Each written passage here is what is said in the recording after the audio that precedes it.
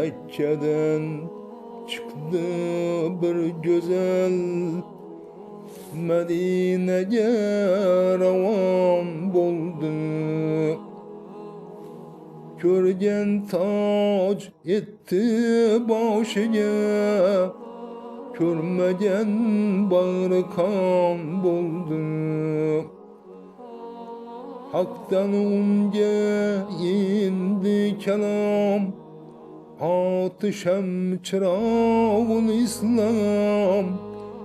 Muti buldu cümle alem, şunday sahip zaman buldu. Dostya yetti bara bara, yetti kökni yara yara. Kim kimin kirdir ulere, kafir u begüman buldu. Kolu köterip Resul yığılar, kakşadı gunçalar bağlar. Bedir uruşuda tağlar, yetti aylap tümen buldu. Sef tarttı batır bengiler, uruşga çıktı zengiler.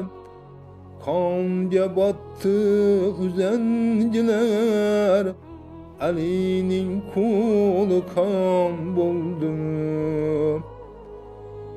Bahadır etmedi teşviş, Ali bilen kıldı vuruş.